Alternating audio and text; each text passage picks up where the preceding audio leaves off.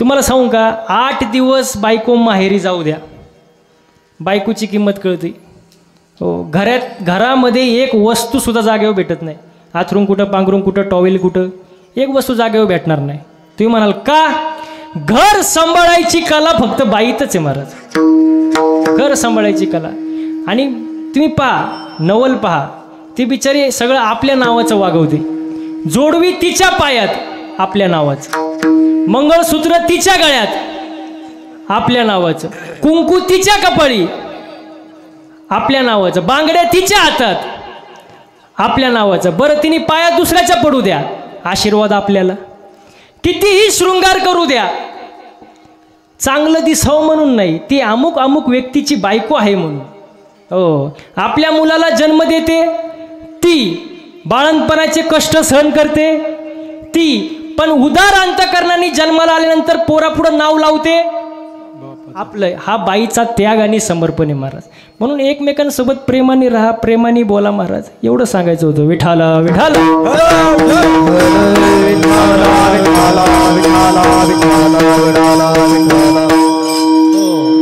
हो, आजकाल सगळे हाय टेन्शनमध्ये. कशामध्ये?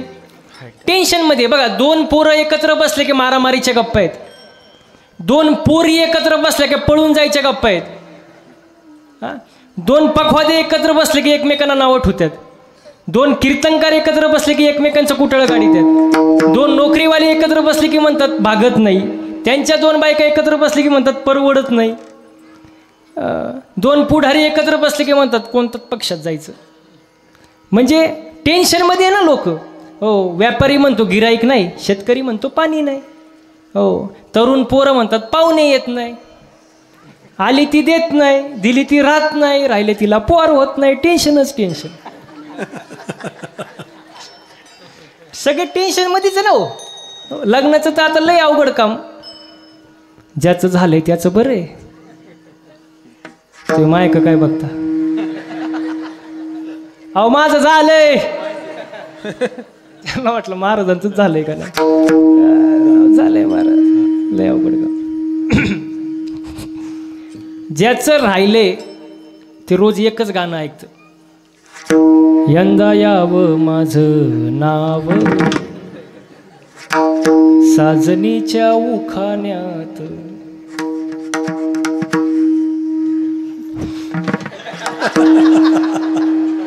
बघण्याचं डायरेक्शन चुकला माझा. आणि एकदा का लग्न झालं त्याचं गाणंच बदलतं. ये क्या हुआ कैसे हुआ, ते म्हणतात क्यों हुआ. ले अवघड आहे. शादी का लड्डू खाए वो भी पछताए और ना खाए वो भी पछताए महाराज. हो, बघा आजच्या कीर्तनाला भरपूर तरुण मुली आलेल्या आहेत, त्यांना मी लहान भावासारखं मार्गदर्शन करतो. पटलं तर घ्या, नाही तर राहिलं. बघा, लग्न करत असताना, मुलगा पाहत असताना लई देखणं बघू नका, लई पैशावाला बघू नका, लई मोठा बंगल्यावाला बघू नका, लई मोठा जमिनीवाला बघू नका. लग्न करत असताना, मुलगा पाहत असताना फक्त निर्व्यसनी बघा, तुमचं आयुष्य सुखी झाल्याशिवाय नाही तर 50,000 पगार आहे, 50 एकर जमीन आहे, पण रोज दारूच पिऊन येत असेल तर ते पैसा कवर टिकणार आणि जमीन किती टिकणार मग. हो, जो निर्व्यसनी एक स्वतःच्या पायावर उभा आहे, कष्ट करायची हिंमत आहे, धमक आहे, त्याला मुली द्या. आणि ज्यांचे लग्न राहिलेत त्यांना पण लहान भावासारखं मार्गदर्शन करतो. बघा, पटलं तर. मला एक प्रश्नाचं उत्तर द्या बसलेली मंडळी. रामाला लग्न करण्यासाठी काय उचलावं लागलं? धनुष्य. कुठे गेले? रामाला लग्न करण्यासाठी काय उचलावं लागलं? शिवधनुष्य उचलावं लागलं. अशी फुकट सीता भेटली का? बरं, रामाकडं काय कमी होतं ते सांगा. काय कमी होतं का? पण तरी काय उचलावं लागलं? मग आजकालच्या पोरांनी उचलं ना. शिवधनुष्य उचललं म्हणजे रामाने स्वतःला सिद्ध करून दाखवलं.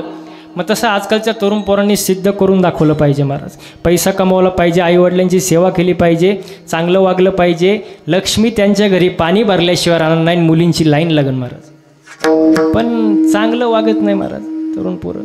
अवघड आहे आता परिस्थिती महाराज. मी नेहमी सांगतो, ज्यांचे लग्न झालेत ना, राहिले त्यांचं जाऊ द्या, पण ज्यांचे झालेत त्यांनी घरात प्रेमाने राहिलं पाहिजे. असं पती पत्नीने कसं राहिलं पाहिजे? प्रेमाने एकमेकांना समजून घेतलं पाहिजे महाराज. कारण पती पत्नी म्हणजे मोटरसायकल. पती पत्नी म्हणजे मोटर, पुढचं चाक म्हणजे पती आणि मागचं पत्नी. पत्नी. पुढचं नवरा आणि मागचं बायको. पण मागचं चाक थोडं भाव खातं. मागचं चाक थोडं, कारण मागच्या चाकाला असं वाटतं चैन कुठे, मागच्या चाकाला आहे म्हणून ते भाव खातं. पण माझं सांगण्याचं तात्पर्य एवढंच आहे, मागच्या चाकानं भाव खायची गरज, कारण हँडल पुढच्या चाकाला आहे ना. पुढचं चाक खड्ड्यात गेलं, मागचं खड्ड्यातच जाणार ना. म्हणजे समतोल बॅलेन्स महत्वाचा आहे का नाही? हो. मी नेहमी सांगतो बायकोने असं असावं, बायको अशी असावी की तिने नवऱ्याकडे कधीच काही मागू नये. आता तरी खुश व्हा. बायको अशी असावी तिने नवऱ्याकडे कधीच काय मागू नये, पण नवरा असा असावा तिला कधी मागण्याची वेळच येऊ देऊ नये. ते बघितलं टाळ्या कुठं वाजले? इकडं अजिबात नाही, तिकडंच टाळ्या. लय अवघड आहे. घरात प्रेमानं राहा महाराज, बायकोसोबत प्रेमाने बोला महाराज, प्रेमाने राहा महाराज. हो. कारण कोणत्या साधू संतांनी संसार सोडा म्हणून सांगितलं नाही. संसारावरचं जे प्रेम आहे ते थोडंफार कमी करा, देवाकडं वळवा. आणि हीच थोर आणि आवडती भक्ती आहे महाराज. हेची थोर भक्ती आवडते देवा, हेची थोर भक्ती आवडते देवा, हेची थोर भक्ती आवडते देवा, हेची थोर भक्ती आवडते देवा, भक्ती आवडते, हेची थोर भक्ती आवडते, हेची थोर भक्ती आवडते, हेची थोर भक्ती आवडते देवा, हेची थोर भक्ती आवडते देवा, हेची थोर आवडते देवा. संकल्पावी माया संसाराची, संकल्पावी माया संसाराची, संकल्पावी माया संसाराची, ठेविले अनंत दैसेची रहावे, ठेविले अनंत दैसेची रहावे. संकल्पावी माया संसाराची, संकल्पावी माया संसाराची, संकल्पावी माया संसाराची, ठेविले अनंत दैसेची रहावे, हो ठेविले अनंत दैसेची रहावे, दैसेची रहावे, दैसेची रहावे. हेची थोर भक्ती आवडते देवा, संकल्पावे माया संसाराची. आणि पुढं तुकोबर म्हणतात ठेविले आणि तैसेची, आणि चित्ती काय असावे? समाधान. नाही आज माणसाला काय नाही, समाधान. समाधान नाही. काय समाधान आहे? इथं बसल्यापैकी अशी कोण आहे बाबा जिला वाटतं माझ्या शेजारणीचं कल्याण व्हावं? तिने हात वर करा, ठेवा खाली, खाली ठेवा खाली. माणूस स्वार्थी महाराज. माणसाला जे काय पाहिजे ते स्वतःला, दुसऱ्याला नाही. तुम्ही मंदिरात जाताना काय मागता देवाकडं? काय सुखी भेळ, काय सुखी ठेव. कोणाला? देवाला. आणि बाकीच्यांना जाऊ दे मरू. म्हणजे त्यांचं पटलं, जे आहे ते तोंडावर सरळ, खोटं खोटं नाही. म्हणजे दुसऱ्याची दाढी जळाली तरी चालन, पण त्याच्यावर आपली बिडी पेटली पाहिजे. वा वा वा. सर्वांचं भलं कर, पण सुरुवात माझ्यापासून कर. माणूस स्वार्थी महाराज. पण संतांचं तसं नाही ना. बघा संतांचं मागणं बघा तुम्ही. अकल्प आयुष्य, नामदेवरायांचं मागणं, अकल्प आयुष्य व्हावे त्या कुळा, माझ्या सकळा, माझ्या हरीच्या दासाच्या कुळाला, हरीच्या दासाच्या कुळाला उदंड आयुष्य लाभू दे, मला नको. नामदेवरायांचं मागणं, समाजासाठी मागणं. हो. बघा एकनाथ महाराजांचं मागणं, प्रेम सुख दे, प्रेम सुख दे, प्रेम सुख दे, प्रेम सुख दे, प्रेम सुख दे, प्रेम सुख दे,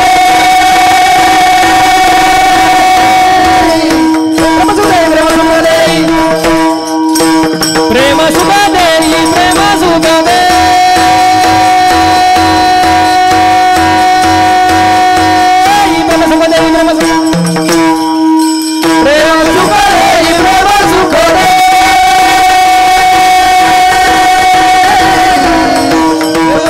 प्रेम सुख दे,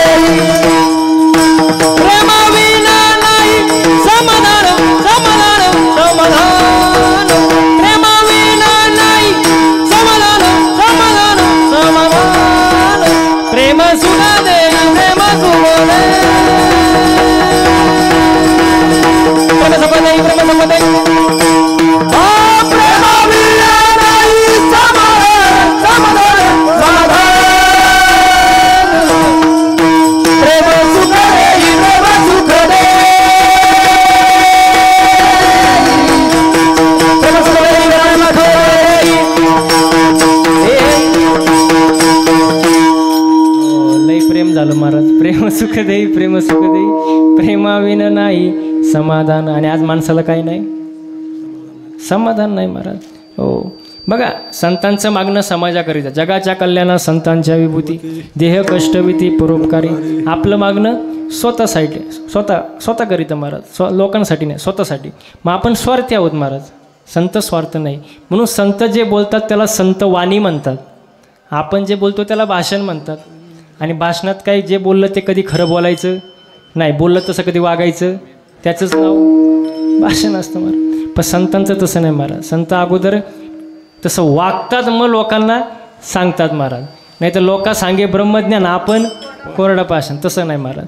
हो, मग सांगण्याचं तात्पर्य किती ज्ञानी असू द्या, पंडित असू द्या, शास्त्र मुखोद्गत असू द्या, देवाविषयी जर जिव्हाळा नसेल तर त्या ज्ञानाचा काहीसुद्धा उपयोग होत नाही. आणि कनो हे माझे मना, हो का पंडित शहाणा, किती शहाणा असू द्या, काही उपयोग होत नाही. मग त्यासाठी पाहिजे नामारूपाचा मेळ.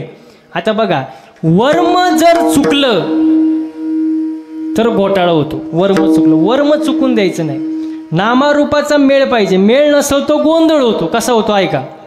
एका माणसाला 3 मुली होत्या, किती? 3. पण ते 3 मुली 3 प्रकारच्या होत्या. एक गँगनी, एक तुतानी आणि तिसरी तोतरी. किती? महिला म्हणजे किती? 3. तिघांचं लग्नाचं वय तिघींचं द्या, पण लग्न जमत नाही. पाहुणे यायचे, मुलगी दिसायला सुंदर आहे, नाव विचारल्यावर घोळ व्हायचा. ते म्हणायचे कळवतो, नंतर सांगतो, निघून जायचे. बाप बिचारा थकला, कंटाळून गेला आणि दुसऱ्या राज्यात लांब गेला असा. आणि पाहुण्यांना निमंत्रण देऊन आला, म्हणला आमच्या इथं मुलीला नाव विचारण्याची पद्धत नाही, फक्त यायचं, चहा नाश्ता करायचा, मुलीला पाहायचं आणि जे काही ते यस नो सांगायचं, रस्ता धरायचा. आले काही दिवसांनी पाहुणे, पण त्या पाहुण्यांसोबत आमच्यासारखा एक आगाऊ पाहुणा असतो. ते आले, बसले, मुलीला पाहिलं, पण जो आगाऊ होता तो म्हणला मुलगी दिसायला सुंदर आहे, पण बोलत का नाही. डाल में कुछ काला, दाल में कुछ काला. हे आता एवढ्या लांबून पाहुणे आले होते, जेवायला तर करणारच ना. कढीचा पदार्थ केला होता. कढी माहिती ना? कढी, कढी कढी. मग कधी मी गेल्यावर सांगणार का मला? काय म्हणले, दरवाजाची कढी, खायची प्यायची कढी. हां, कढी कढी. कढीचा पदार्थ केला होता, सगळे जेवायला बसले, कढीची वाटी सर्वांना दिली. आता जो आगाव होता ना, आगाव, त्यासोबत तो काय करायचा, कढीची वाटी उचलायचा, तोंडाला लावायचा, म्हणायचा वाह काय कढी. अशी कढी अजूनपर्यंत पाहिली नाही.